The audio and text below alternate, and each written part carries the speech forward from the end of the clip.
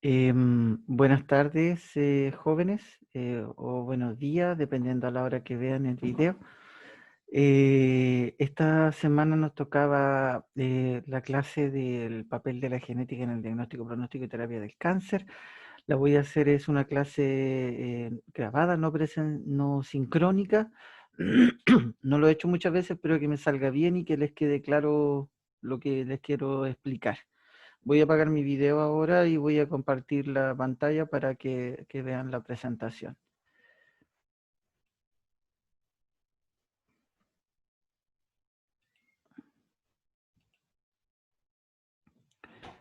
Em,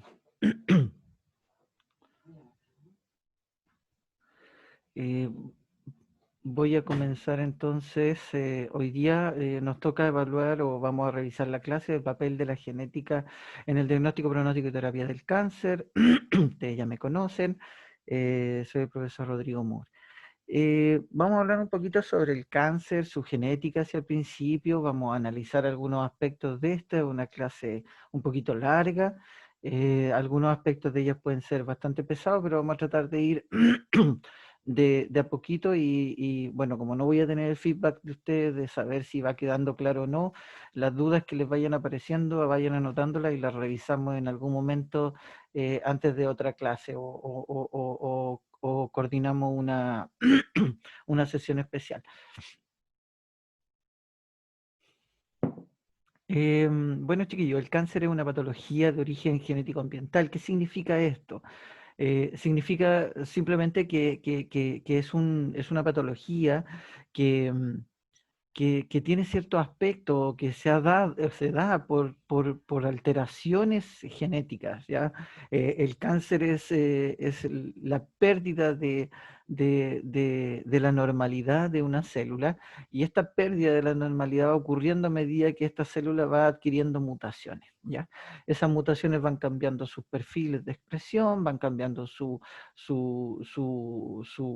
capacidad, en muchos casos, de cómo proliferar, pero en muchos casos también estos tipos de tumores o algunos tipos de patologías tumorales, como en algunos tipos de cánceres, son producidos también por el ambiente, o por el ambiente en el aspecto de que son producidos por factores ambientales que pueden incidir en las células nuestras y provocar ciertos tipos de cánceres. Por ejemplo, el cáncer de piel en personas que se exponen mucho a la luz del sol, pudiera ser un estímulo ambiental a un cáncer que tal vez tiene cierta prevalencia, porque vamos a ver a medida que vayamos avanzando en la clase que no toda la gente tiene predisposición a una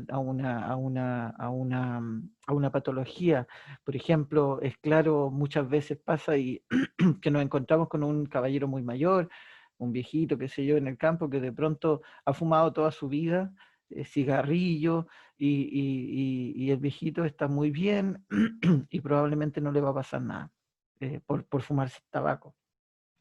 Pero a diferencia de él, un joven que lleva tal vez una vida bastante, incluso puede ser saludable, y por el hábito de fumar rápidamente puede desarrollar un cáncer.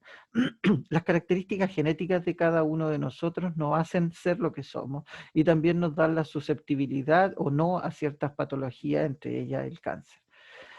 A factores ambientales que consideramos ambientales, pero que son factores biológicos ambientales, como por ejemplo infecciones virales, también pueden ocasionar en algunos casos ciertos tipos de cáncer.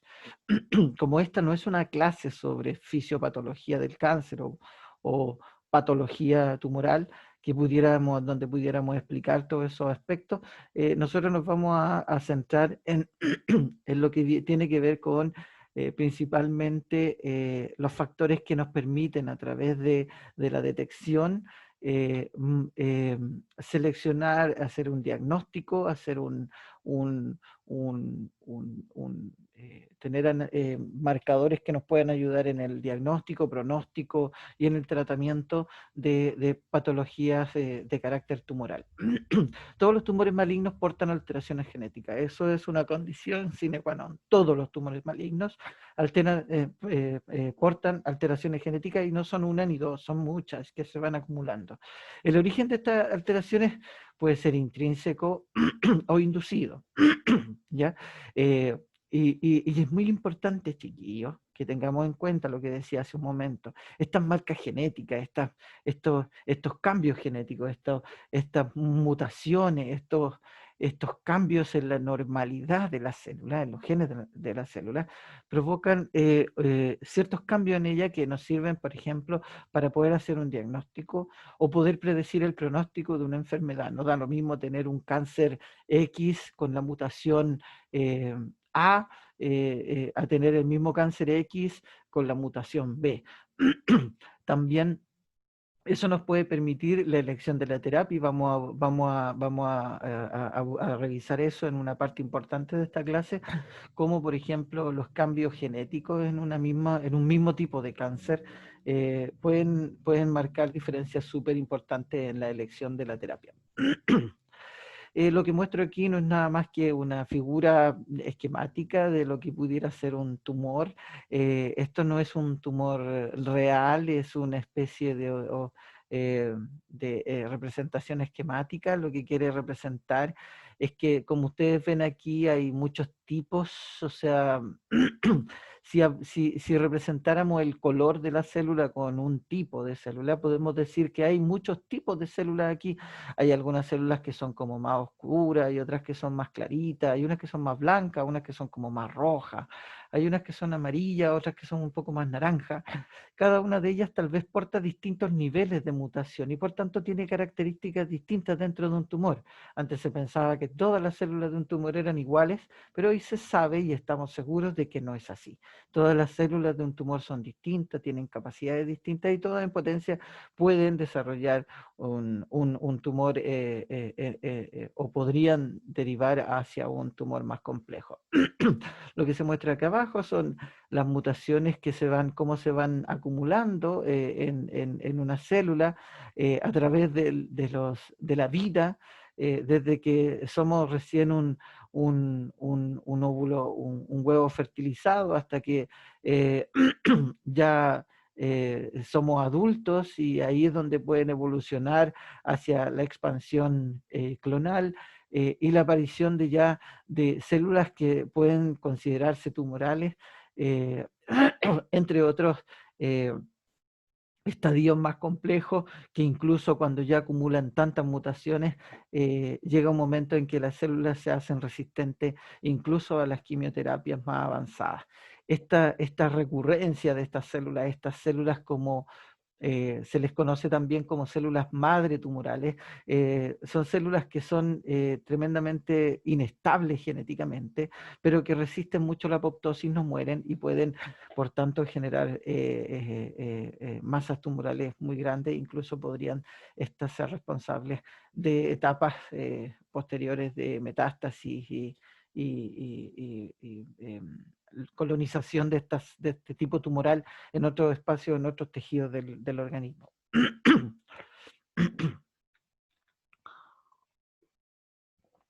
Aquí yo lo que hago solamente, chiquillo, es mostrarle un poquito cómo en el enmarañado, porque son como vías de señalización, ¿ya? Tenemos acá ciertos receptores, ciertas proteínas que están en la membrana de la célula, ciertos receptores como el receptor de TGF-beta y otros moléculas accesorias como caderinas, moléculas de adhesión tipo caderinas, integrinas, entre otras moléculas, donde se ha podido ver cuáles son las eh, eh, eh, alteraciones que se han podido encontrar en distintos tipos de tumores, ¿ya? Vemos aquí, por ejemplo, que los cambios graves que ocurren en la expresión génica de las células tumorales, normalmente afectan el ciclo celular, el ciclo, la proliferación de estas células. No se pueden activar estos sensores de daño, por lo tanto estas células resisten normalmente la apoptosis, y hay alteraciones en los sensores naturales de las células. Todas estas alteraciones, que son alteraciones en la fisiología, en el funcionamiento de las células, llevan finalmente a que se produzca un cáncer, ¿ya? Existe un review en la literatura del cáncer que se llama The Hallmark of Cancer. Fue escrito por Hanana y Weinberg en el año 2000, y hoy existe una actualización de este mismo review que fue escrito por estos mismos autores en el año 2011, y que le llaman The Hallmark of Cancer, The Next Generation. Y aquí incluye esta imagen, es una de las imágenes centrales de este review, y lo que hace es revisar cada una de las alteraciones o de las características que tienen los tumores, ya, porque ya no se considera la célula tumoral como un único ente, sino que es un tejido tumoral, es un microambiente tumoral el que nosotros observamos normalmente en un tumor, como lo que se ve aquí, a donde tenemos células tumorales, tenemos células vasculares, tenemos también probablemente células inflamatorias, fibroblastos, entre otras muchas células, dentro de un microambiente que se llama tumor, ¿ya? Este tumor tiene ciertas capacidades. Por ejemplo, él es autosuficiente en las señales de proliferación. Yo les decía en la diapositiva anterior que una de las alteraciones que tiene son en sus propios sensores. Estas células es como que estuvieran siempre activa su señalización hacia la proliferación. Pueden evadir, por ejemplo, a los inhibidores de crecimiento, a los supresores de crecimiento, ¿ya? En esta primera ronda de textos se explica cada una de las características de las células tumorales, del tumor, y en la columna que está, o sea, o en la circunferencia inmediatamente por afuera, que tiene estas figuras o estas figuras geométricas o estos cuadrantes con otros textos, son las terapias que se usan para cada uno de estas características tumorales, ¿ya? Entonces vemos que hay inhibidores del receptor de factor de crecimiento epidermal, son uno de los grupos de fármacos que se usan actualmente y que tienen una muy buena respuesta, y vamos a ver más adelante también algunos ejemplos de ellos. Inhibidores de quinasa o inhibidores de ciclinas que son ciclinas dependientes de quinasas, son inhibidores de estas, de las CDK. También esto para cuando son capaces, como son capaces de evadir los mecanismos de supresión del crecimiento, como por ejemplo la senescencia. Estos inhibidores logran, permiten que la célula tumoral vuelva a entrar en procesos como pudieran ser la senescencia, la quiescencia o la senescencia. Por lo tanto, dejar de proliferar.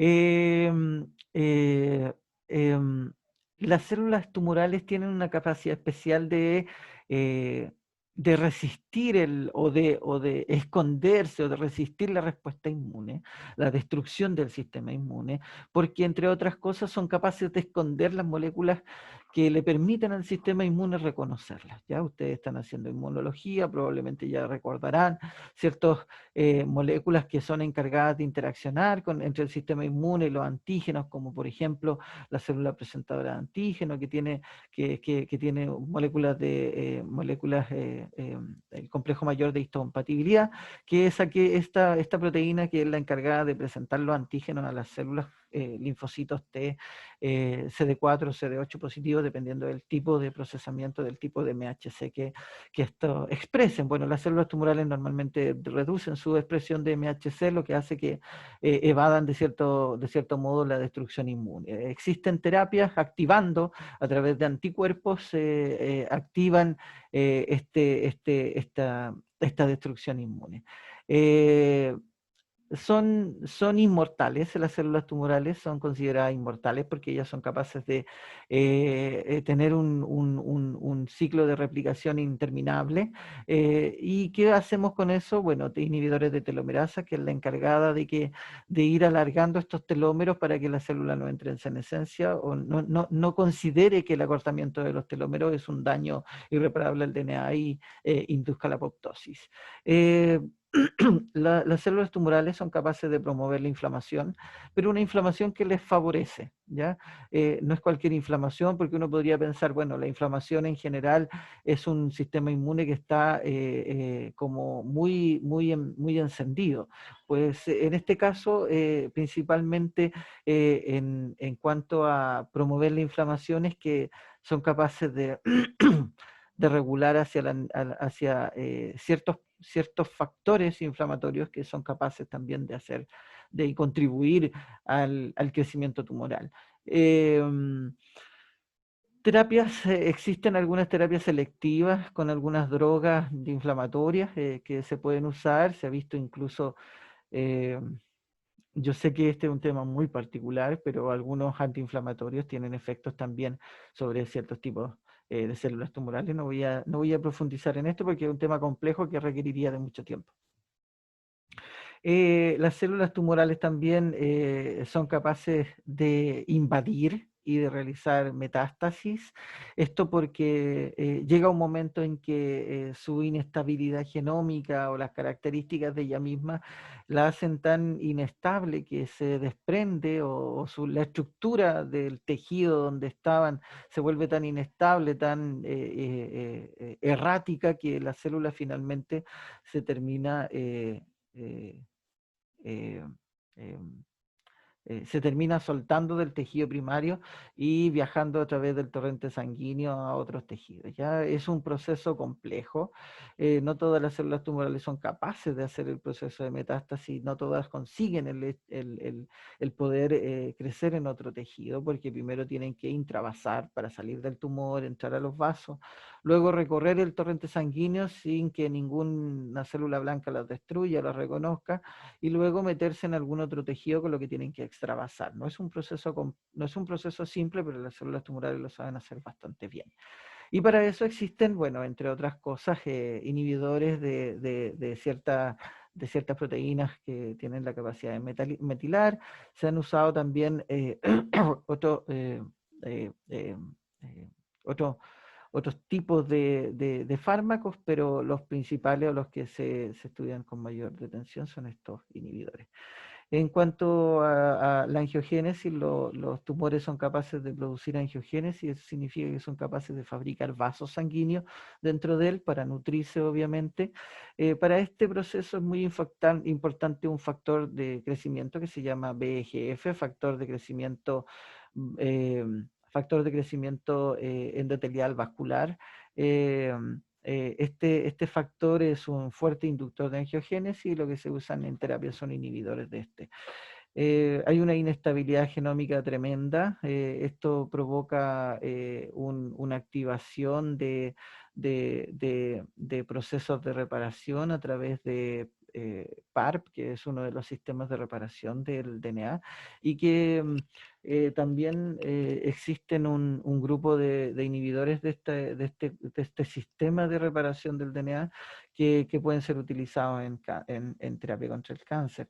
Resisten la apoptosis, ya lo veíamos antes, yo les decía que la inestabilidad genómica, el hecho de proliferar incesantemente y la resistencia a los procesos de apoptóticos también la hacen que sean inmortales. En este aspecto existen tratamientos con péptidos que son miméticos, apoptóticos, y que han logrado ciertos resultados bastante positivos. En cuanto a la desregulación de la energética celular, en la energía, o sea, cómo obtiene la energía la célula, recordemos el efecto Warburg, que seguramente ustedes lo conocen, que es que las células tumorales se hacen más bien glicolíticas, recuerden, necesitan mucha glucosa, entonces este cambio en, la, en, la, en el metabolismo, nosotros podemos usar terapias que, por ejemplo, inhibidores de la glicólisis, con lo que le impediríamos alimentarse al tumor y pudiéramos destruirlo.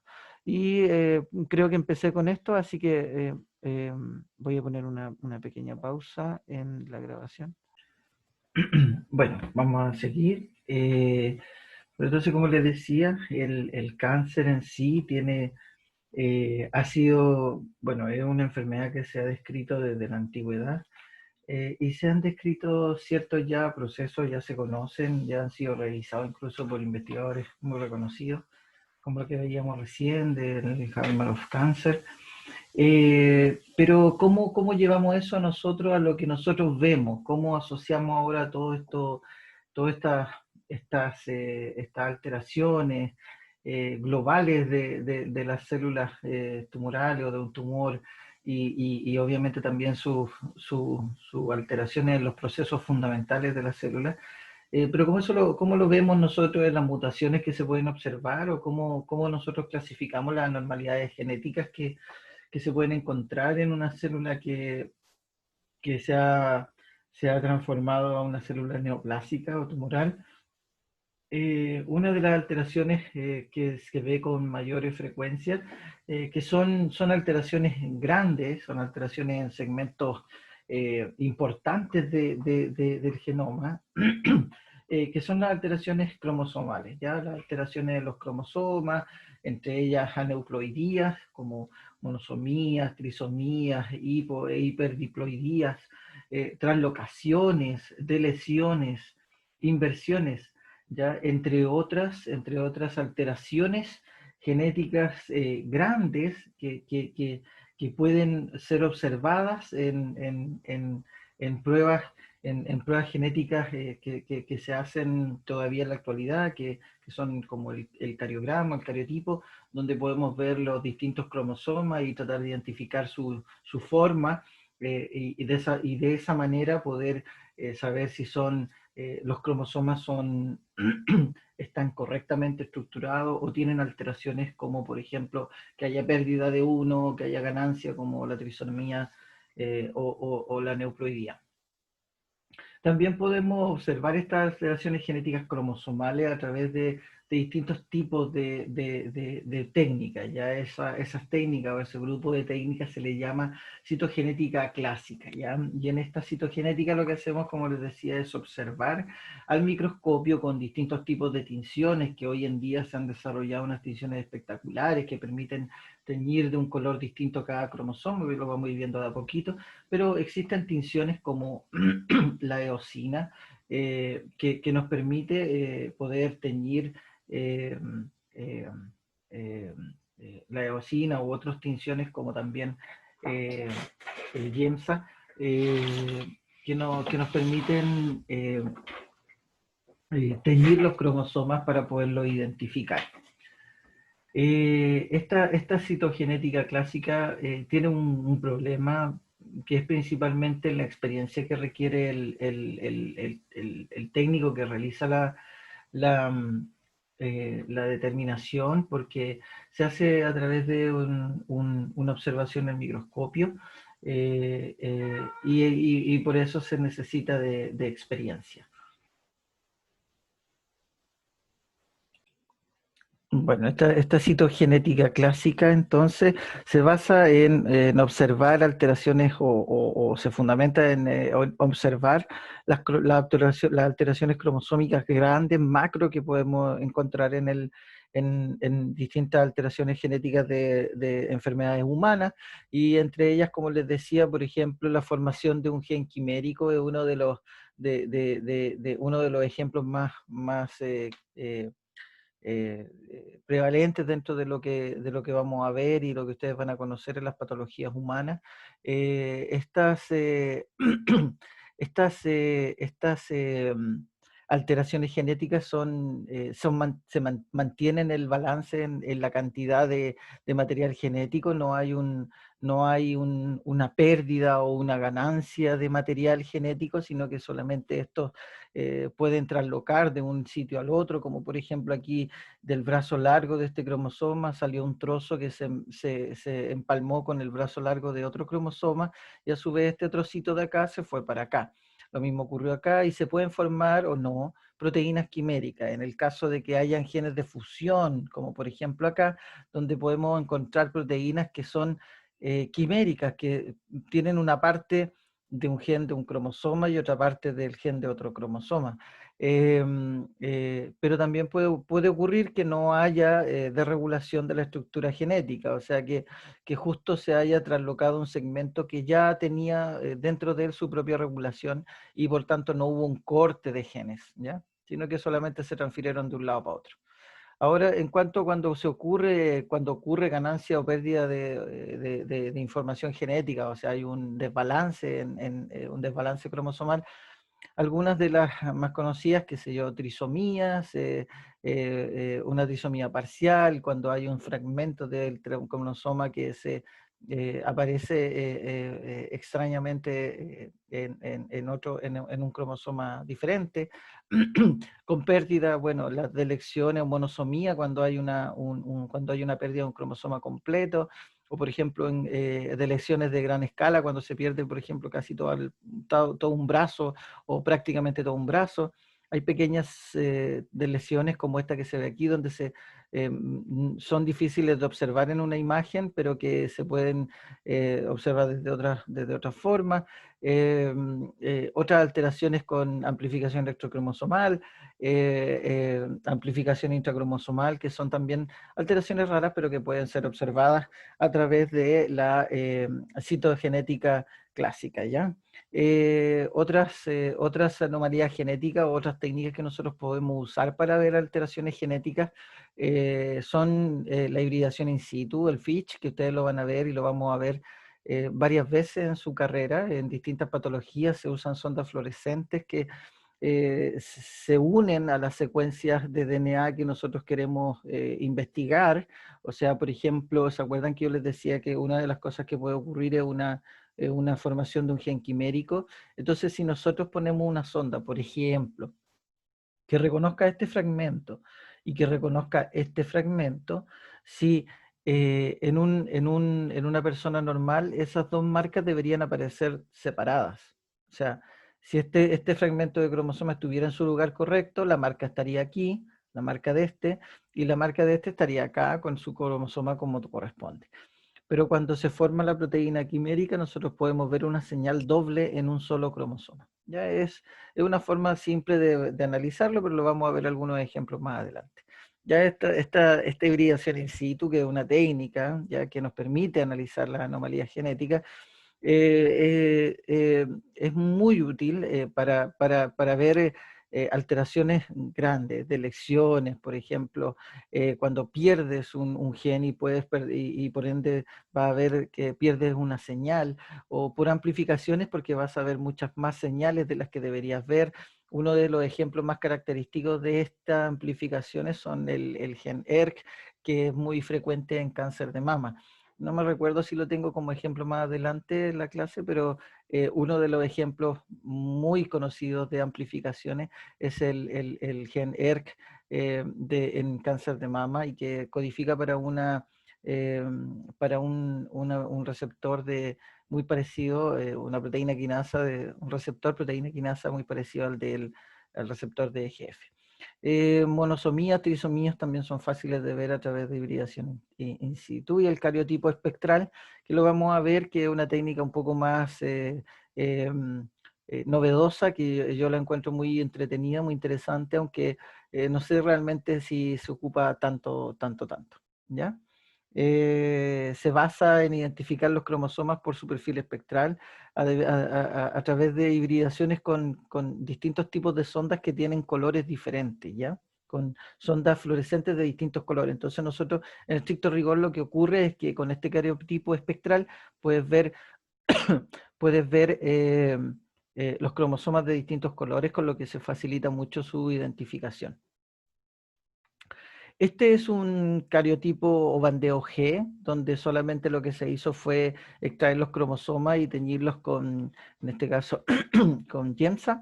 Se observan zonas o bandas más oscuras y bandas más claras una persona que sepa de observar cromosomas, que trabaje en esta área, que los conozca, es capaz de identificarlos y ordenarlos de esta forma. Incluso podría una persona con mucha experiencia ver si hay alteraciones en la estructura de los cromosomas solamente con este tipo de imágenes. Ahora uno piensa, pucha, pero esto no se ve tan difícil. Lo que hay que destacar es que los cromosomas no están así ordenados en las células, ¿ya? Entonces, para poder obtener estos cromosomas así y poder hacer un cariotipo como el que nosotros vemos acá, un bandeo G, necesitamos primero que todo tener el material, las células, ¿verdad?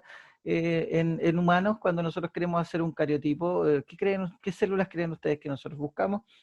Bueno, en una clase normal, tal vez alguno de ustedes me habría respondido algún nombre, alguna célula. Lo que se usa normalmente son muestras de sangre, entonces se obtienen el Baficoat, que es donde están las células blancas nucleadas, y de esas se obtienen ciertas células que se pueden cultivar, se pueden trabajar para poder obtener finalmente lo que tú quieres hacer, ¿ya? Y que el cariograma. Para los cromosomas normalmente no están así. Recuerden que la cromatina está en estado más laxa, aquí está hipercompactada para el proceso de mitosis. Una vez que se ordenan de esta forma, se separan y cada uno va a una célula. eh, Cada pareja de cromosomas va a una célula distinta. eh, y vuelve a ocurrir lo mismo, ¿ya? Entonces, pero hay una fase que es la metafase, que nosotros a través de un compuesto que se llama colchicina podemos inhibir. ¿Ya? Entonces inhibimos el paso o la formación del uso mitótico. Al inhibir la formación del uso mitótico, los cromosomas quedan en un estado de compactación como el que nosotros vemos en la imagen, con estas formas muy características. Eh, pero la célula no puede seguir avanzando, por lo tanto quedan así. Nosotros en ese momento hacemos un extendido. Las células en esta etapa son muy frágiles su membrana y por lo tanto normalmente estallan, se revientan y quedan, las mitosis quedan ahí como cuando cae una gota de agua al piso, ¿ya?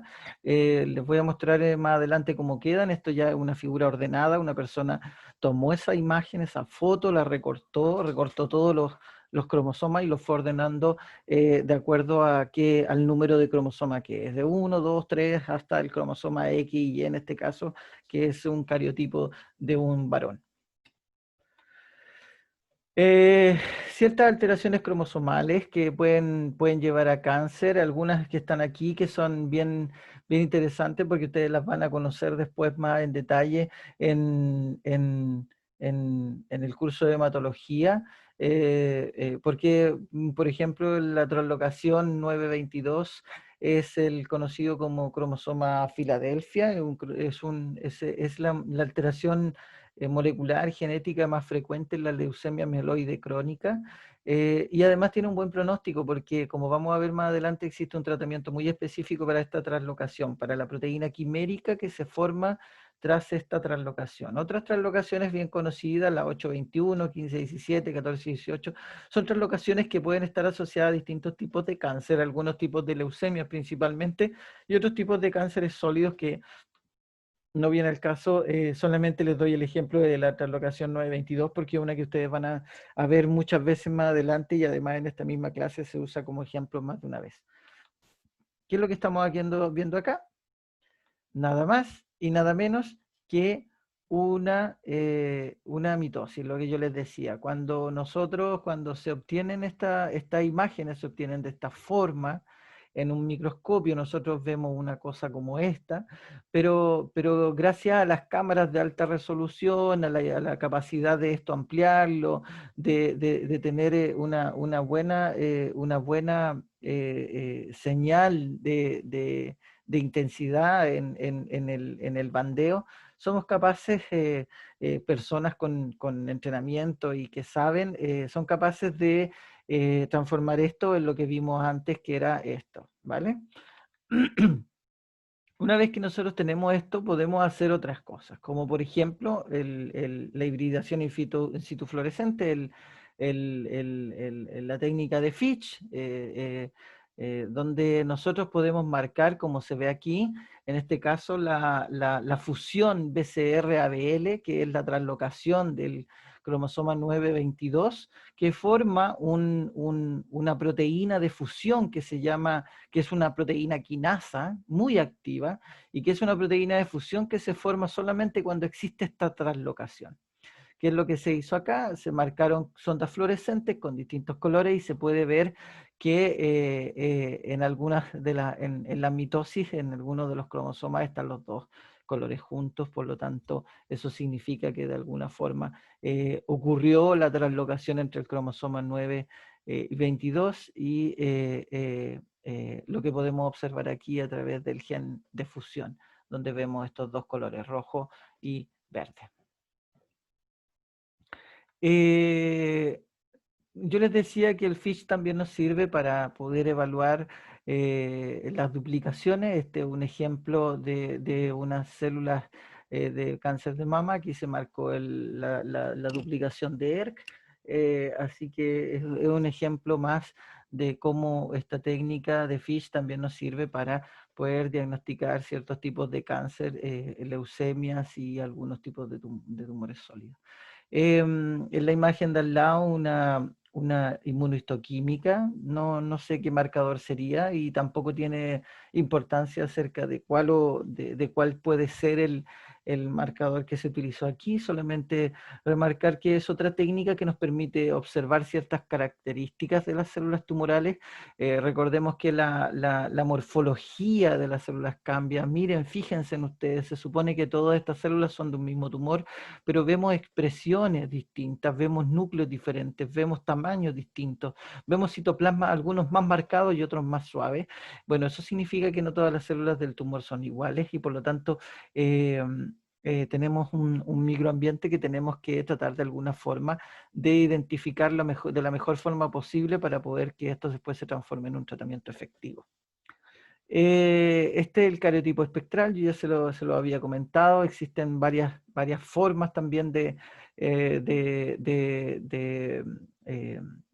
varias formas de cariotipos espectrales, eh, dependiendo incluso la empresa, la empresa de biotecnología que te venda el kit para hacer este cariotipo espectral, puedes tener un color u otro en los cromosomas. También incluso hay algunos que tienen la capacidad incluso de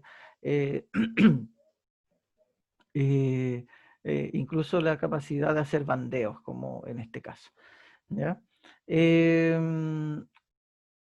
Existen también, una vez que ya ahora hemos terminado, estas alteraciones como alteraciones genéticas o anomalías genéticas como grandes, ya de gran escala, de gran tamaño, con alteraciones importantes, con pérdida de información, con ganancia de información, con formación de genes quiméricas por fusión de genes, de dos genes que normalmente no estaban juntos, pero que por un tema de una translocación pudieron haberlo quedado.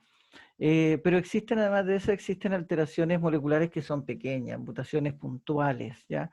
Estas alteraciones puntuales, pequeñas translocaciones, inversiones pequeñas de segmentos muy pequeñitos, metilaciones, sobreexpresión, microRNA, son todas alteraciones puntuales, alteraciones moleculares pequeñas, que también están asociadas, sin lugar a dudas, a la aparición del cáncer. Son muchas de estas mutaciones, en algunos casos son muchas de estas mutaciones puntuales las que van ocurriendo a través de la historia, del tiempo de vida de una persona, que la hacen más susceptible o no a padecer un tipo o no de cáncer.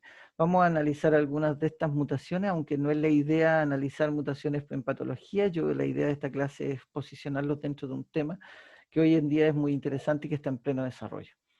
Esto nos lleva a pensar, bueno, si tengo estas alteraciones macro y las puedo detectar a través de estos cariogramas, cariotipo espectral, FISH, etcétera, bueno, tienen que haber técnicas también que me permitan identificar de alguna forma las alteraciones moleculares pequeñas, como mutaciones puntuales u otros tipos de alteraciones de segmentos muy pequeñitos del material genético. En ese sentido, existen muchas técnicas, PCR, la secuenciación, PCR, distintas versiones de la PCR, los microarreglos, secuenciación masiva en paralelo, entre otras muchas técnicas que hoy en día existen, que gracias a la tecnología y a lo que hemos visto, nosotros ya tuvimos una clase de genómica, de transcriptómica, proteómica y metabolómica, y por lo tanto ahora se supone que ustedes conocen todo eso y lo pueden aplicar a lo que viene ahora, que es el diagnóstico molecular de enfermedades. ¿Ya?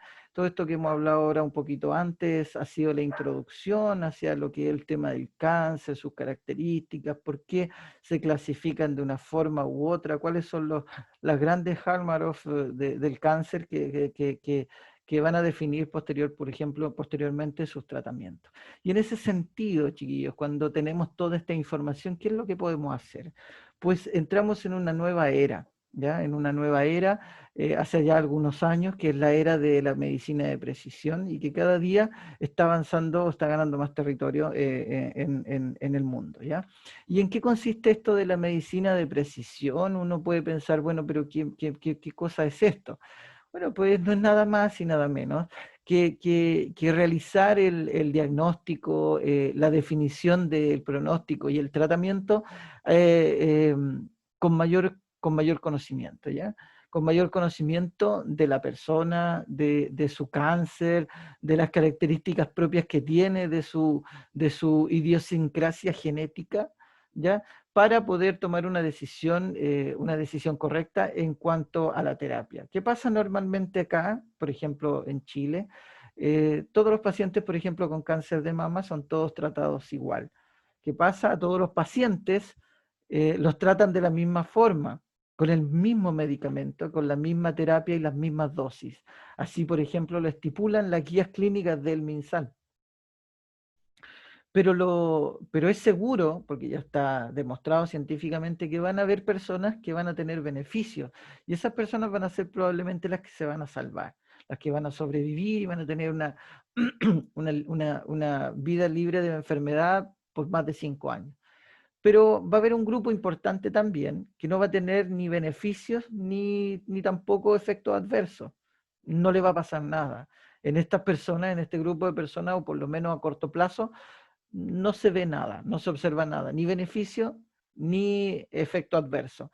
Pero también hay un pequeño grupo que puede ser mayoritario en dependencia del tipo de medicamento que se esté probando, que va a tener efectos adversos. Entonces, ¿qué es lo que propone la medicina de precisión? Que analicemos primero a este individuo, que analicemos al individuo, que analicemos su tumor, que con toda la información de este paciente y en cada uno de ellos de forma individual, se haga todo un análisis que nos permita diferenciar al paciente A, B, C, que necesita una terapia A, una terapia B o una terapia C. Y que esa terapia A va a ser efectiva para el individuo A y no para el B, y no para el C. Y tal vez esa terapia C puede que sea efectiva solamente para el C y no para el B ni para el A. Lo que significa que este es un tratamiento y un diagnóstico, una evaluación, un seguimiento y un tratamiento hecho personalizado, ¿ya? Con precisión, con toda la información de las características que tiene ese individuo y ese tumor. La imagen que les presento es lo mismo, ya es otra imagen de lo mismo, solamente hace remarcar un poco las diferencias que existen en la población y en los pacientes. Por ejemplo, hoy en día se está probando los beneficios de las vacunas contra el COVID y hay un grupo de individuos que no son pacientes, sino que son individuos normales, sanos, que se están sometiendo a las pruebas para saber si existe una buena tolerancia, una buena eficacia y una buena seguridad, ¿ya? Que es la fase 3 de los estudios, ¿ya? Entonces, seguro dentro de este grupo va a haber algunos que los va a beneficiar, a otros que no le va a hacer nada y algunos que van a tener efectos adversos. ¿Qué es lo que propone la medicina de precisión? Con la información de cada paciente, sus muestras, sus resultados de suero, sus resultados genéticos, sus resultados en las distintas pruebas de líquidos biológicos que se puedan hacer y también con el análisis por ejemplo, de sus alteraciones cromosómicas, poder desarrollar terapias que sí sean especializadas, que sean propias para cada tipo de individuo. ¿Ya? Y así vamos a desarrollar una terapia que a un tipo, a todo, o sea, desarrollaríamos terapias que fueran óptimas para cada individuo. ¿Qué es lo que se proponía la medicina de precisión hasta hace algunos, hasta para poder llegar a tener aquí en el 2019, que yo creo que ya lo consiguió? Es incrementar la utilidad de los ensayos genómicos, o sea, aumentar la, el análisis genómico en individuos para poder tener de esa forma datos para analizar. Se pensaba y se quería que esta medicina de precisión pudiera ayudar a tratar cánceres que son muy mortales, muy duros, muy letales, con bajas sobrevidas, que también se ha logrado significativamente en algunos tipos de cánceres, en otros tal vez no tanto. Hacer estudios funcionales de la interacción, qué ocurre realmente entre los fármacos y la genética, las proteínas que puedan estar involucradas en su función. Desarrollar el término o el concepto de biopsias líquidas que sirve para poder estudiar drogas, resistencia a las drogas o hacer detección temprana de ciertos tumores. Esto se está haciendo y vamos a hablar un poquito más acerca de eso de aquí al final de la clase. Es un tema súper interesante que a mí me gusta mucho y estoy intentando desarrollar en cierto modo. También se pensaba que se tendría todo se podría tener digitalizado, sistemas biológicos, radiológicos y patológicos digitalizados para facilitar obviamente el diagnóstico incluso a distancia. Creo que gran parte de esto se logró, pero ¿por qué es importante la medicina de precisión? Por qué avanzar? ¿Por qué no seguir con lo mismo? Si acaso, si esto no ha funcionado tantos años, ¿por qué no seguir, mejorar un poquito? Ya, si este no le hace bien ese remedio, démosle otro, pero ¿por qué es necesario esto? Bueno, porque yo creo que a todos ustedes alguna vez le ha pasado. ¿Qué pasa con ese señor que muere de viejo y de hecho toda su vida ha estado lleno de excesos? Eh, no sé, Mick Jagger probablemente de los Rolling Stones, es un tipo que tal vez nadie pensaba que iba a llegar al más de los 60, hoy es un adulto mayor.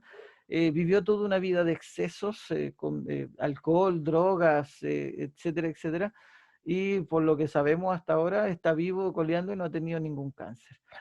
Pero por otro lado vemos personas que se han cuidado toda su vida y mueren de enfermedades de pronto eh, que son muy dramáticas y que les cobran la vida rápidamente. Entonces, ¿qué hace que este individuo que toma alcohol, que fuma, esté bien? Y este otro señor que tal vez se cuidaba y no tomaba, no fumaba para cuidarse, esté enfermo.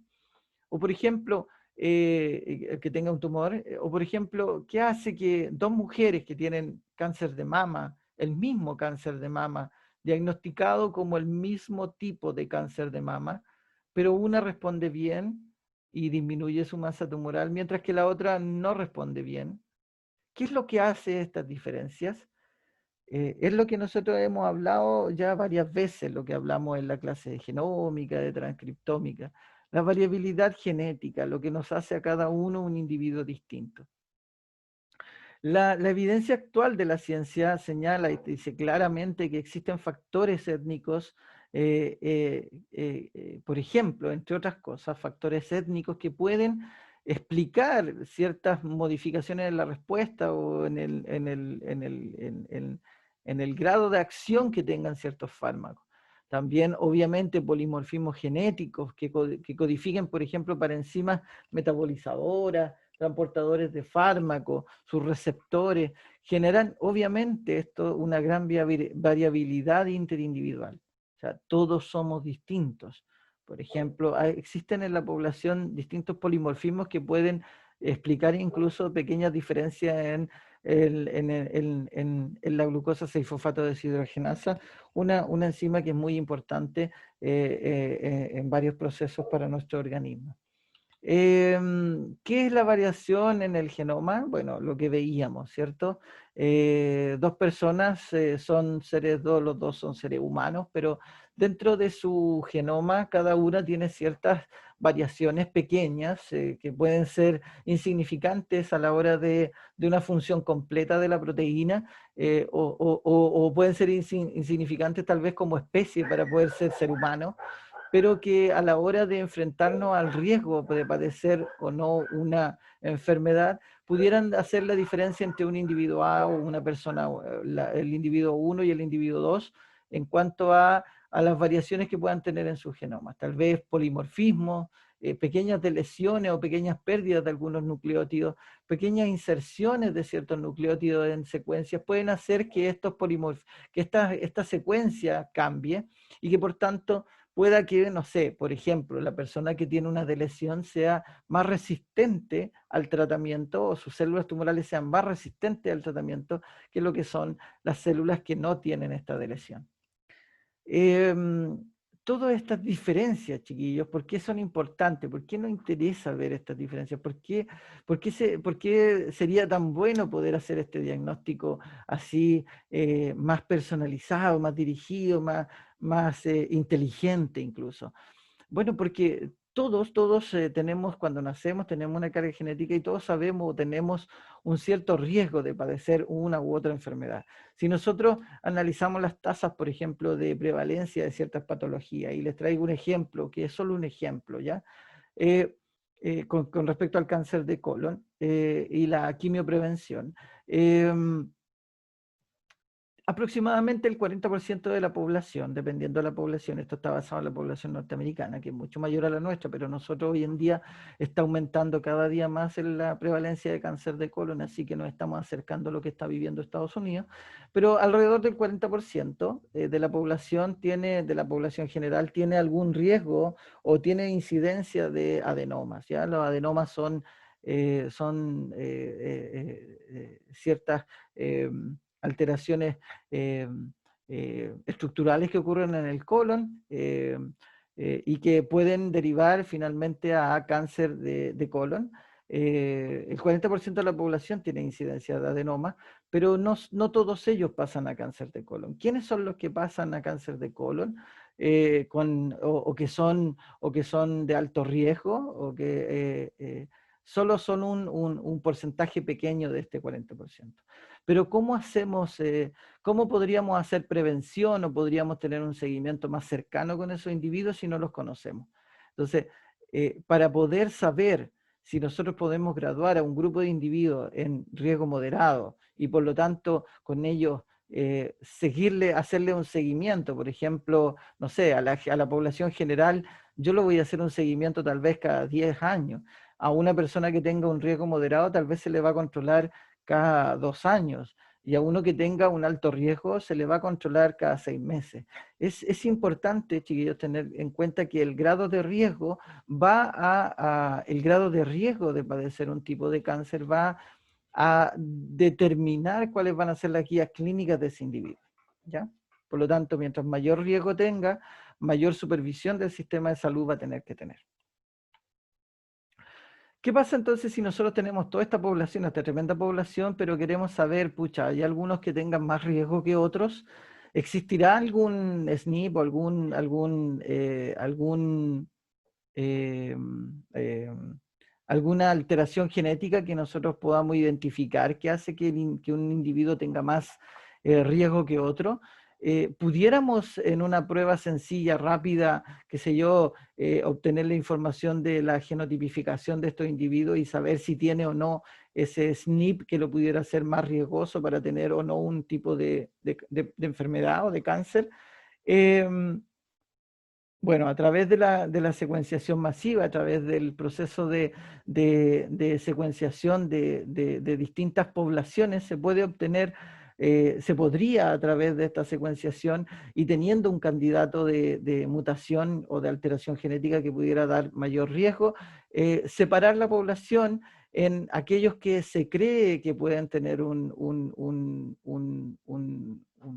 modificación que les haga tener más riesgo y los que no, ¿ya? Eso finalmente va a impactar en que va a haber una mayor satisfacción, un mejor trabajo con cada uno de los pacientes, porque vas a poder separar al individuo que tiene riesgo del que no tiene, y vas a poder concentrar los esfuerzos del sistema de salud y de la medicina en los individuos que realmente lo necesitan y que son los que van a tener en los que se va a tener una alta eficacia la, la quimioprevención, a diferencia de aquellos que no, que por razones étnicas, por razones de que su genotipo no corresponde con el que responde bien, pues ellos no van a responder bien y por tanto no deberían ser tratados con este tratamiento. Em, un tema que frecuentemente preguntan los estudiantes que no siempre tienen claro y que yo creo que era bueno que lo pusiera por aquí en alguna parte, lo que no sé si era lo ideal en este momento, es el desarrollo clínico de medicamentos. Muchas veces cuando yo estaba haciendo esta presentación en años anteriores, me preguntaban, pero profe, pucha, ¿y para que esto ocurra o para que un tratamiento llegue finalmente aquí o cómo ocurre esto? ¿Cómo se hace para que este medicamento saber si se le puede dar a la gente, lo que sea? ¿Cuáles son las etapas? Seguramente hoy en día conocen mucho más de eso porque está de moda todo esto del COVID y hemos tenido que enterarnos acerca de los ensayos clínicos, en este caso de vacunas, pero que son muy parecidos los ensayos, todos los ensayos clínicos biomédicos son bastante similares y están divididos en etapas. Hay toda una etapa de experimentación preclínica que se hace con cultivos celulares, modelos matemáticos, computacionales, modelos animales también, pero toda esa etapa de investigación básica sustenta la teoría de que este medicamento, por ejemplo, en este caso que es medicamento, puede tener un efecto beneficioso en una enfermedad. La primera etapa, o la fase 1, es probarlo en un grupo pequeño de voluntarios, de 20 a 50 voluntarios sanos, para reunir antecedentes preliminares, si realmente, por ejemplo, si esta droga produce efectos tóxicos, si produce alteraciones, por ejemplo, en la vigilia, somnolencia, efectos como en el tracto gastrointestinal, diarrea, vómito, etcétera, esas cosas como complejas que pueden producir en individuos sanos. Si en un individuo sano no le pasa nada, no, es inocuo, puede pasar a la siguiente etapa, donde en la fase 2 se toman entre 150 y 350 enfermos. Para definir, de este caso se hace para la seguridad y la posología, o sea, para las dosis que se van a usar. Y finalmente esto es en individuos enfermos. Y finalmente la etapa 3, donde se aumenta mucho el número de individuos y se trata de hacerlos más heterogéneos, que es la etapa en la que están las vacunas hoy en día. Finalmente la etapa 4, que es posterior a la aprobación de quien corresponda, en el caso de las vacunas probablemente va a ser en dependencia del país, pero la Organización Mundial de la Salud probablemente se va a pronunciar para que los países puedan acceder a ella. Por aprobación existen también estudios posteriores a esta para ver datos de seguridad e incluso, por ejemplo, efectos adversos que se puedan presentar en pequeños porcentajes de la población.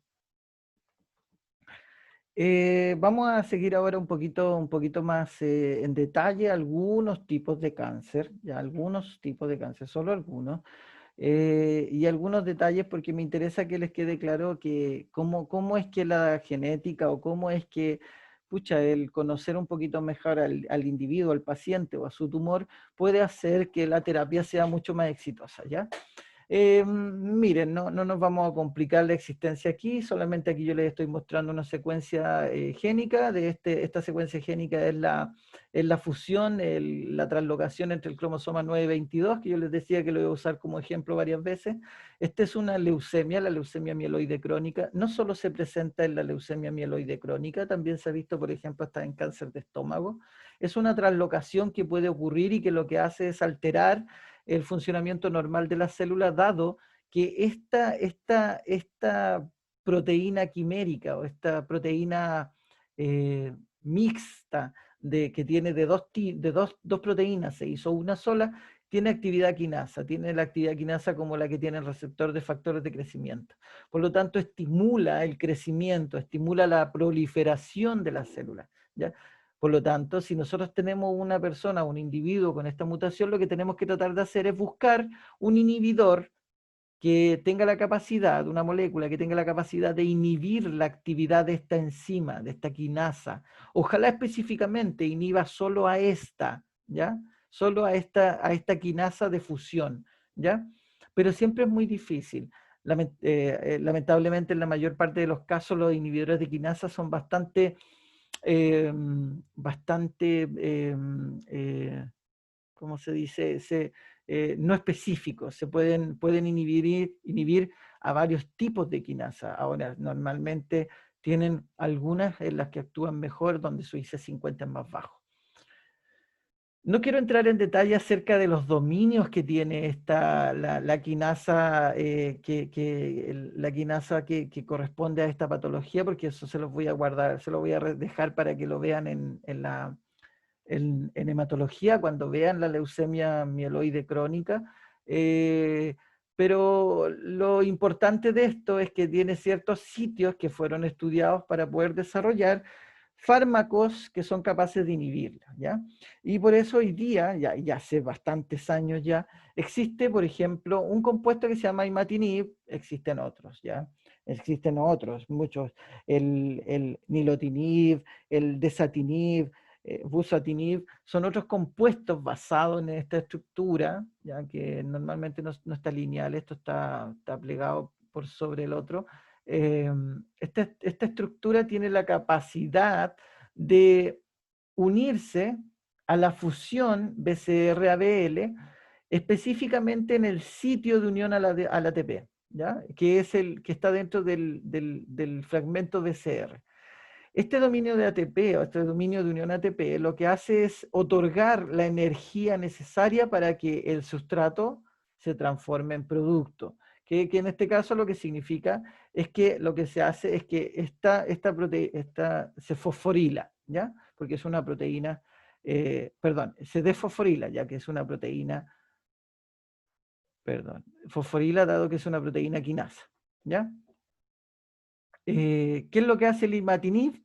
Se une competitivamente al sitio de unión del ATP, con lo que produce que este ATP no se pueda unir y por tanto no puede entregar la energía necesaria a través de su grupo fosfato para que se fosforile el sustrato y por lo tanto tenga su efecto. ¿Ya? Por lo tanto, con este imatinib, un inhibidor específico desarrollado solo para esta mutación, que es el cromosoma Filadelfia, fusión BCR-ABL, la translocación del cromosoma 922, solo este compuesto fue desarrollado solo para que cumpliera esta función, ¿ya? Igual se ha visto que este imatinib tiene la capacidad de inhibir a otras quinasas, pero principalmente inhibe a esta quinasa. Así como esta translocación, chiquillo, y quinasas involucradas en el proceso tumoral, existen muchas. O sea, el cromosoma Filadelfia positivo en la leucemia mieloide crónica es uno de los tantos ejemplos, y aquí les muestro una tablita. Ya no es la idea que ustedes se la aprendan, porque no les voy a preguntar esto, solamente mostrarles que existen muchas, ¿ya? Tanto en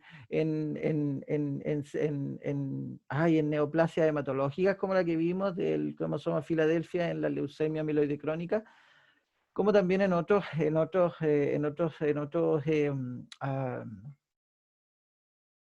neoplasias, en otros tipos de tumores, como por ejemplo, no sé, pues, sarcoma de hueso o astrocitoma, entre otros, ¿ya? Para que ustedes no se queden con la idea que son cosas raras, existen muchos genes de fusión que se generan, así como el del cromosoma Filadelfia, y que tienen importante función a veces en la malignidad. Vamos a pasar a otro punto que es bastante complejo, pero que voy a tratar de explicárselo de la mejor forma posible. Las células normales, todas nuestras células, ¿ya? Y también las células del cáncer, tienen un mecanismo, ¿ya? Un mecanismo que repara el DNA cuando este DNA se ha dañado, ¿ya? Existen dos grandes sistemas de reparación. No voy a entrar en detalles, ¿ya? dependiendo del tipo de daño que aparezca en el DNA.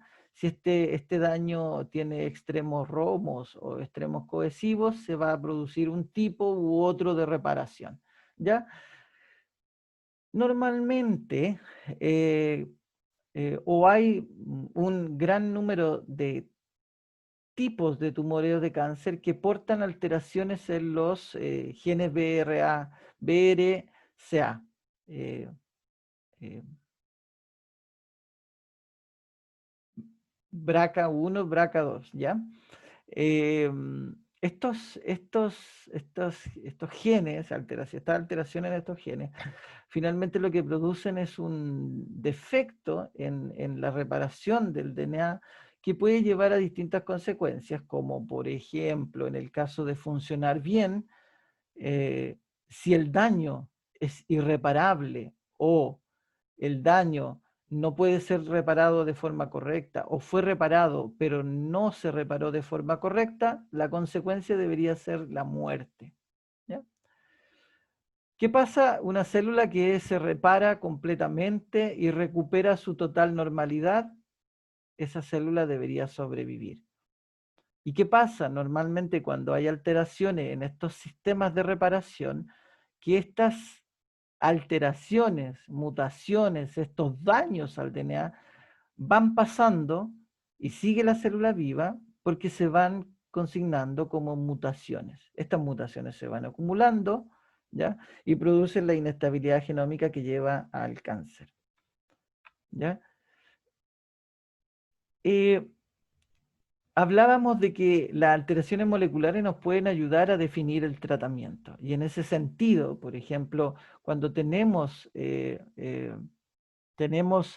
células tumorales donde está comprometido el sistema BRCA de reparación del DNA, eh, estas células tumorales deberían morir, pero gracias al otro sistema de reparación logran sobrevivir. Aunque reparen el DNA de forma defectuosa, ellas logran sobrevivir.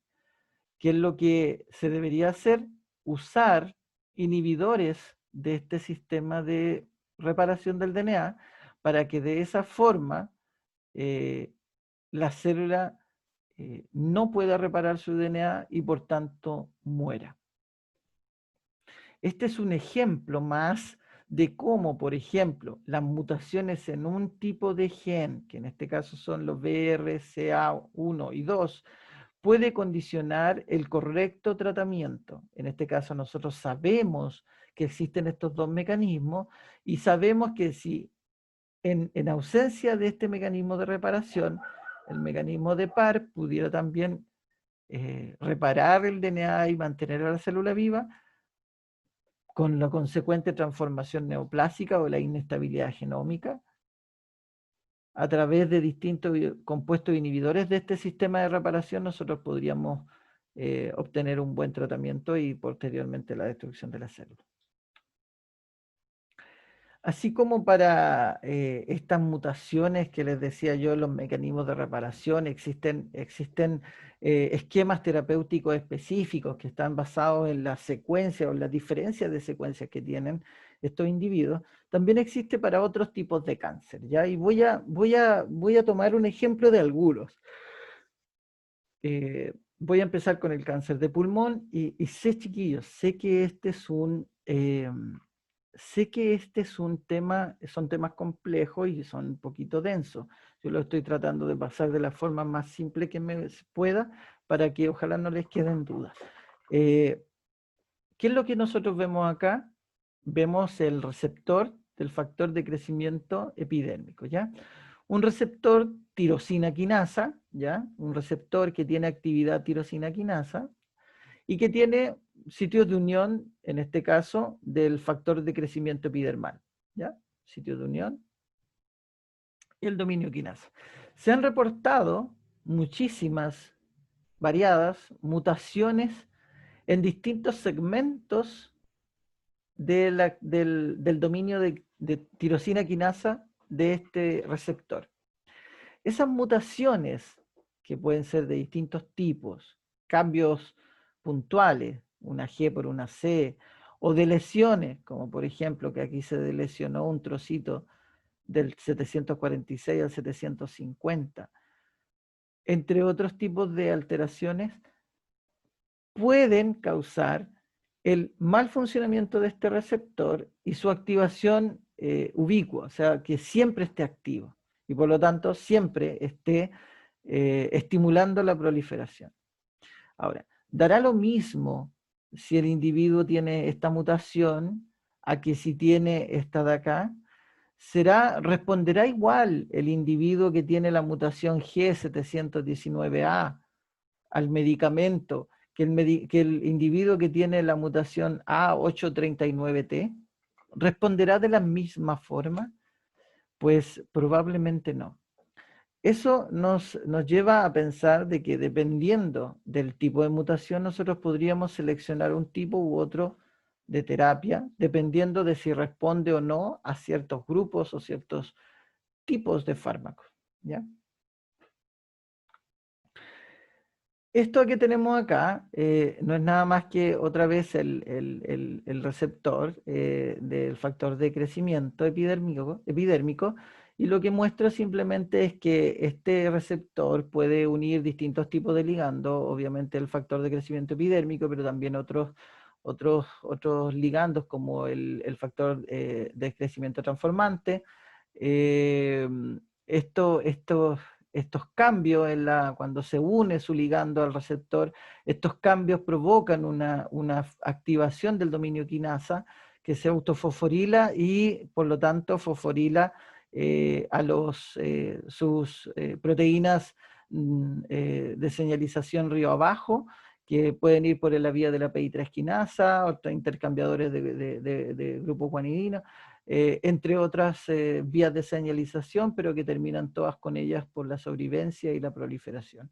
¿Qué pasa en un individuo, en una célula tumoral? Este dominio está activo, está fosforilado, está activando la proliferación y la sobrevida, independiente de que haya o no ligando, ¿ya?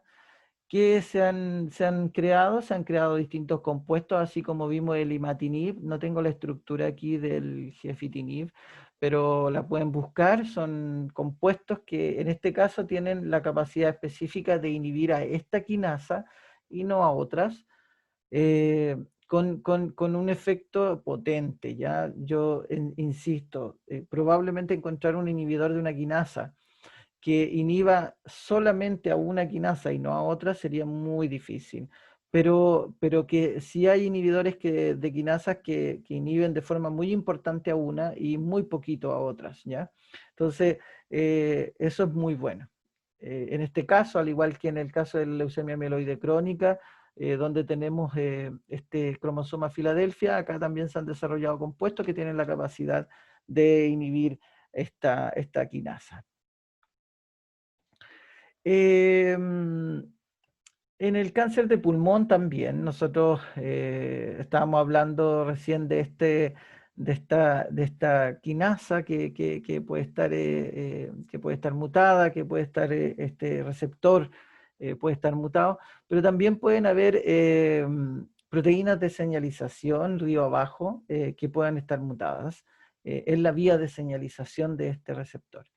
Un ejemplo de este es Carras, que es una proteína que es una proteína de señalización que está por debajo de los receptores tipo quinasa y que se han visto, por ejemplo, a lo menos dos mutaciones distintas de Carras, una que es G12D, o sea que cambia una G en la posición 12 por una D y una G en la posición 12 por una C, en donde en cada una de estas mutaciones la vía de señalización que se estimula para la destrucción de las células, la vía de señalización que se estimula es diferente, aunque llegan ambas al mismo desenlace, que es la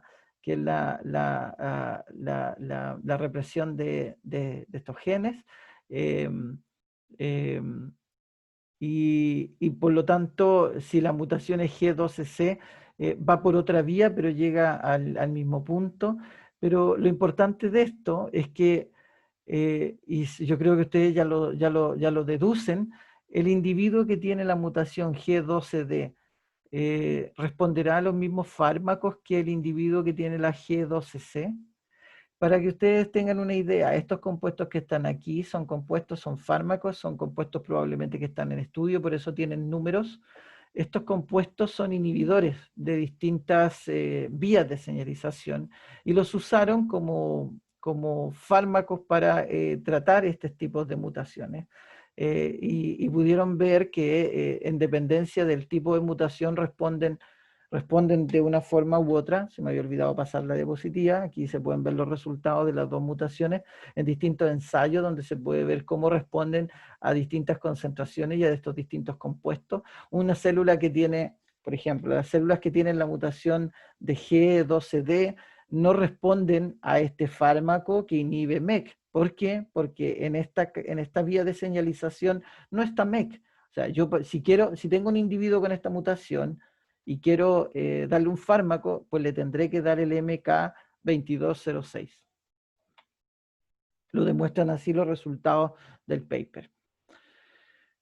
Otro ejemplo de mutaciones que pueden influir directamente en el tratamiento y en un tipo de cáncer es también la ALK o quinasa del linfoma anaplásico, que es un tipo de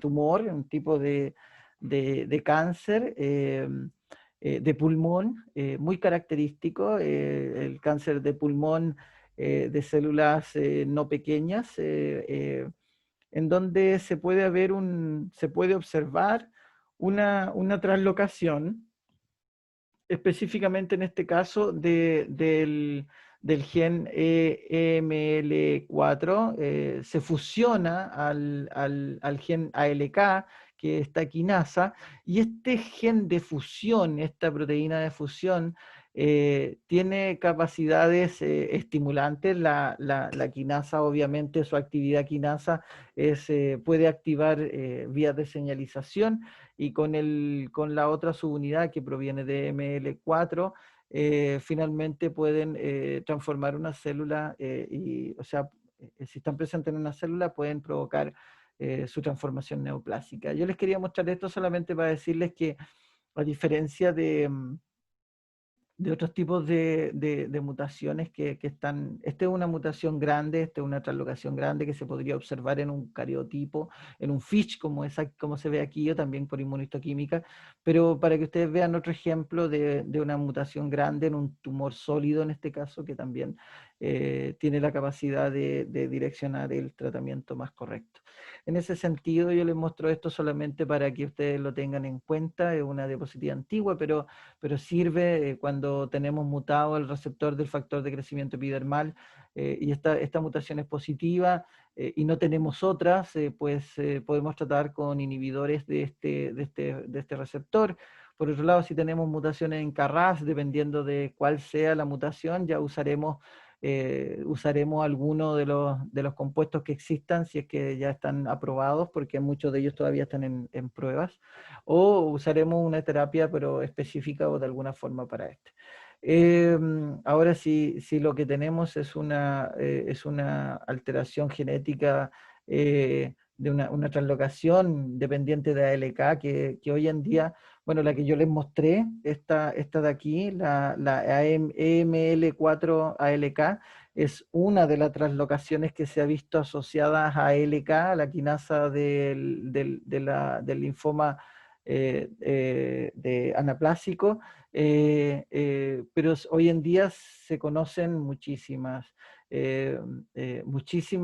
alteraciones o fusiones que se pueden producir entre ALK y otros genes, que también terminan por alterar la correcta señalización en las células e inducir su transformación neoplásica. Si estas tres mutaciones son negativas, pues lo ideal es que se haga una quimioterapia estándar y se pueda investigar si es que hay alguna otra mutación que no sea ninguna de estas. Pero en el cáncer de pulmón, lo primero que se evalúan son estas tres mutaciones, y dependiendo de estas mutaciones se va a considerar un tipo u otro de fármaco para la terapia. Así como ocurre ay, en cáncer de pulmón, se me iba la onda. También ocurre esto en cáncer colorectal, existen distintas mutaciones. Aquí tenemos el mismo Carras, que en el cáncer de colon pues, tenía ciertas características y que podíamos usarlo para el tratamiento de una u otra forma. Pues también en el cáncer de colon se ha visto que la mutación de KRAS puede también predecir la respuesta de este individuo, de este paciente, a la terapia con cetuximab, que es un anticuerpo contra el receptor del factor de crecimiento epidermal. También se ha visto que, por ejemplo, en cáncer de colon metastásico, eh, para que el tratamiento con estos dos medicamentos, panitumumab o cetuximab, sea efectivo, se requiere que BRAF, que es otra proteína que está asociada a la vía de señalización, de este factor de crecimiento epidermal esté totalmente operativa y en un tipo salvaje, o sea, que no tenga mutaciones, sino la respuesta a estos medicamentos se deteriora bastante.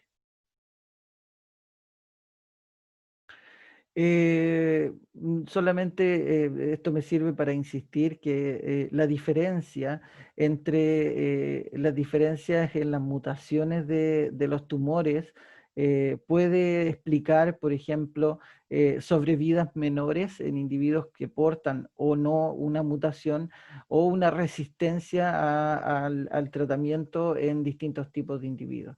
Es así como vemos, por ejemplo, que acá la mutación en RAS produce una disminución en el tiempo eh, eh, eh, libre de enfermedad, ¿ya? Libre de enfermedad. Los animales, en este caso, que tienen que portar la mutación, mueren más rápido. Por lo tanto, es muy importante poderlos diagnosticar de forma correcta, poderlos hacer el pronóstico de una forma correcta, con la mayor información posible para así poder tomar decisiones terapéuticas de la forma más correcta posible. Otras alteraciones genéticas que se pueden relacionar con el tratamiento. Uno de ellos es la metilación del DNA. Ya se ha visto, por ejemplo, en algunos ensayos que el grado de metilación o la presencia de metilación o no en un gen, en el promotor de un gen, pudiera también predecir la respuesta de ciertos pacientes a ciertos medicamentos. En este caso, lo que se estaba evaluando y aquí lo que se ve es en la sobrevida en meses de individuos con glioblastoma, en los cuales se determinó el grado de metilación y se separaron de acuerdo a los que no tenían no tenían metilado eh, el promotor y los que sí el promotor estaba metilado. En los que el promotor estaba metilado, la sobrevida es mucho mayor, los individuos viven más. En el que está sin metilación, el individuo vive menos, en general son bastante más eh, agresivos los tumores. Esto también nos muestra otro factor genético que nosotros podemos medir en un individuo para saber o poder conocer un poco más sobre su tumor, ¿ya? En ese sentido, nos puede ayudar también a tomar decisiones estratégicas en cuanto al tratamiento y en lo que nos compete a nosotros, chiquillos, como tecnólogos médicos, muchas de estas determinaciones las vamos a terminar haciendo nosotros en el laboratorio. Hoy todavía hoy están en mucho nivel de investigación, de estudio, pero esto en algún momento va a llegar a los laboratorios. En otros países, en Europa, en Estados Unidos, ya la medicina de precisión cada vez toma más importancia.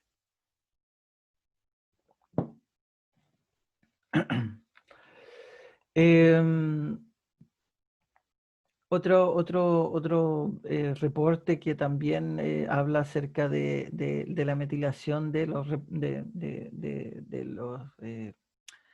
de las zonas promotoras de ciertos genes, cómo puede esto beneficiar o no al tratamiento con un compuesto que se llama temozolomida, y que vemos, por ejemplo, que si nosotros usamos en este glioblastoma, nos separamos los individuos solo con radioterapia o los individuos que recibieron radioterapia con tomosolamina, tolosolamida, los que recibieron la terapia combinada viven más en cuanto a la probabilidad de sobrevida. Y también podemos ver aquí eh, la sobrevida total de acuerdo a los que están metilados de los que no están metilados. Y se ve claramente que los individuos los individuos que portan promotores no metilados viven menos que los individuos que tienen sus promotores MGMT metilados. Como yendo ya como hacia ir terminando la clase, aunque todavía me quedan varias diapositivas, pero resumiendo, eh, en lo que propone la medicina de precisión y esta nueva era en cuanto al cáncer, es poder de alguna forma cambiar este paradigma de la histología y la patología clásica, donde se clasificaban los tipos de tumores por tipos de tumores, tumor de pulmón, melanoma, glioma, y por tanto a ellos se les daba una terapia única, a todos por igual, sin evaluar la posibilidad de que el tratamiento fuera o no efectivo. Lo que se postula ahora es que esta nueva generación debería ser una patología genómica, que significa que a través del análisis de secuenciación y de distintas herramientas, a través de distintas herramientas, distintos fluidos y lo que podemos observar en de distintas, eh, de distintas formas en biología molecular, no solamente los genes, sino que la transcriptómica, los RNA, las modificaciones posttranscripcionales, los RNA no codificantes, los microRNA, etcétera, etcétera. Con toda esa información podríamos hacer estrategias terapéuticas específicas para cada individuo, donde muchos más tendrían respuesta terapéutica positiva a las terapias que son masivas, donde se usan terapias comunes para todos.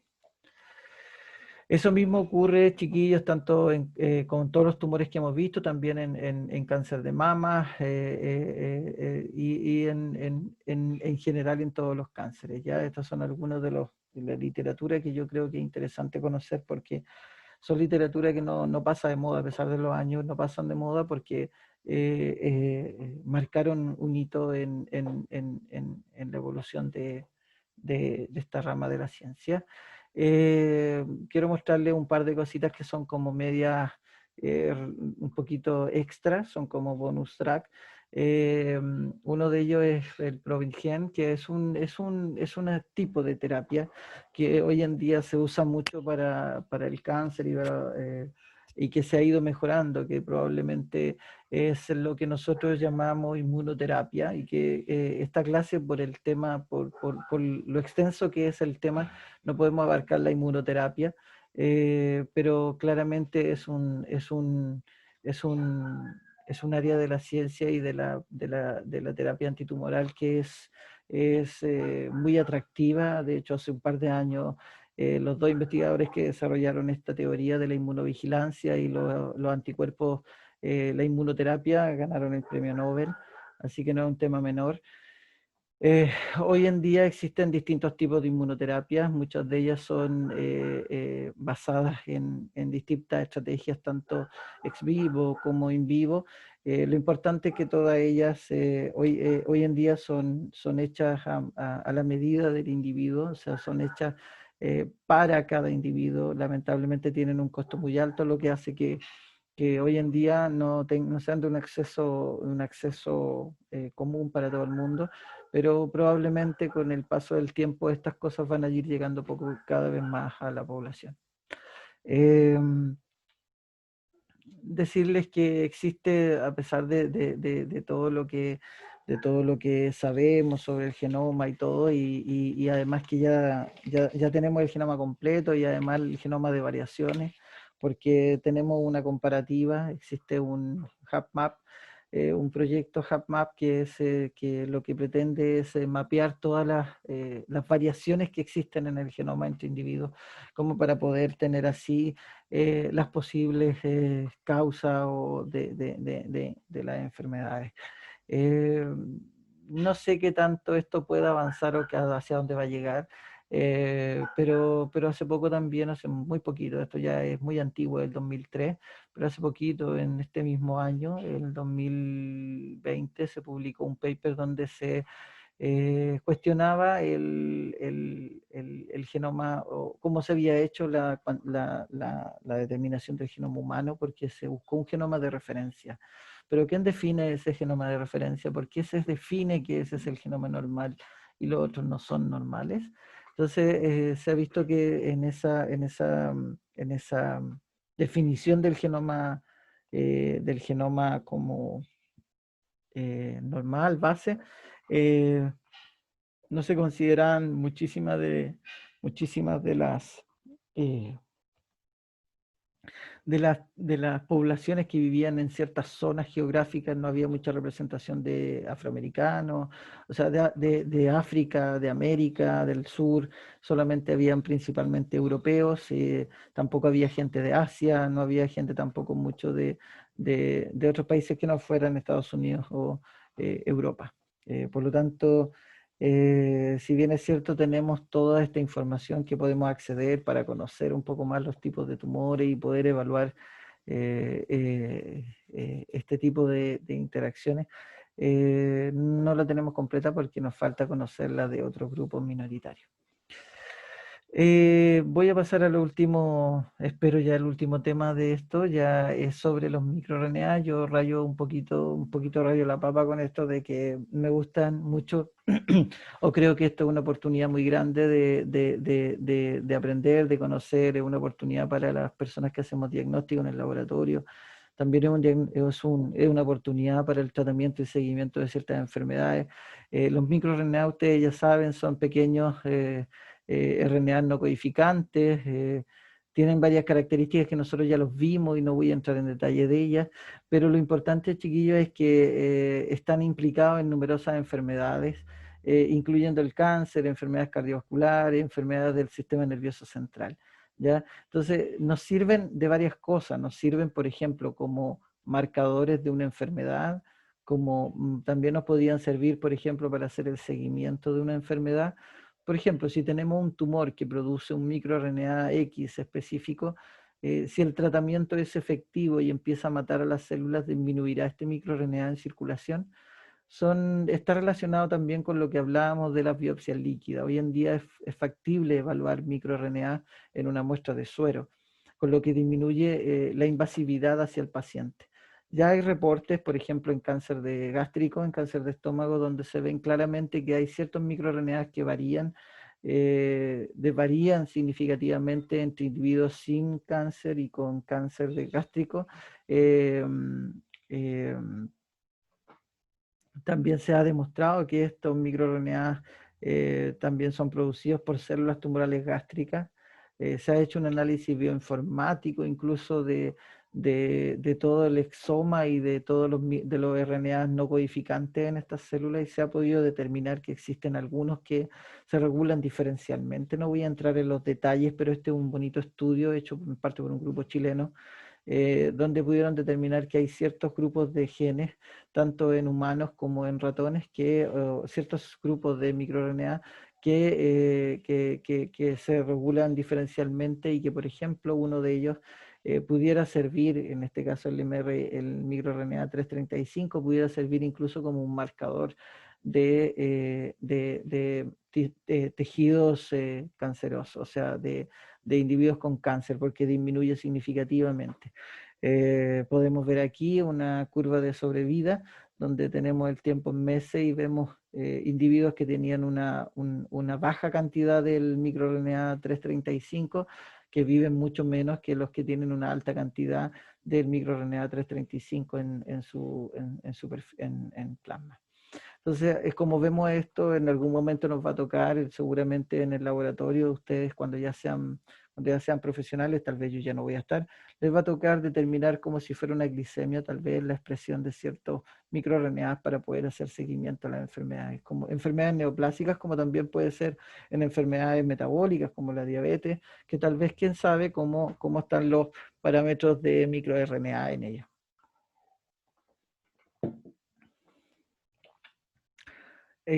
Ahora sí que creo que ya vamos para terminar. Estos microRNAs, como ustedes saben, y todo este RNA no codificable, puede estar, o sea, nosotros lo podemos determinar en sangre, pero lo podemos determinar en sangre por varias razones. Una, porque es capaz de viajar dentro de los exosomas y microvesículas, que son vesículas celulares producidas por las células y que ya vamos a hablar algún día un poco más de ellas. Lamentablemente aquí no hay mucho tiempo, pero son muy importantes hoy en día en el diagnóstico del cáncer los exosomas, principalmente por los microRNAs que tienen en su interior. Sirven para hacer diagnóstico, pronóstico y también para evaluar tratamiento. También pueden viajar en complejos con otros tipos de proteínas con la HDL, pueden también viajar formando complejos con el AGO2 y también acomplejado en otras proteínas. Pero son biomarcadores que están en circulación y que nosotros los podríamos medir en plasma.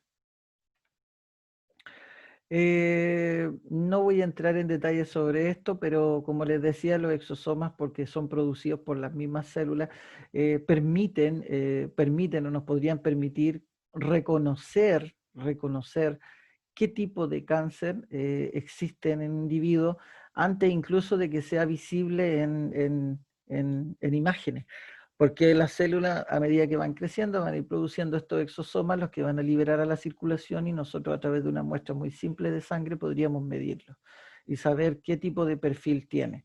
Ya existen y ya se conocen muchos perfiles de microRNA y de exosomas, de proteínas exosomales que pueden estar presentes en distintos tipos de cáncer. Uno de los ejemplos es el que le acabo de dar de cáncer gástrico, el microRNA 335, que disminuye en individuos con cáncer y se cree incluso que este microRNA es un factor protector.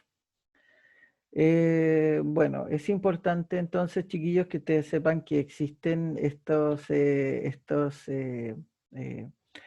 exosomas que se han secretado a los distintos fluidos y que pueden servir como marcadores. Miren, acá tenemos ciertas proteínas eh, o marcadores de cáncer que están presentes en los exosomas de distintos tipos de cáncer, por ejemplo, cáncer de vejiga, cáncer de mama, cáncer colorectal. Son distintos marcadores que podemos identificar y que van a ser importantes para nosotros como tecnólogos médicos porque probablemente en algún momento nos va a tocar determinarlo.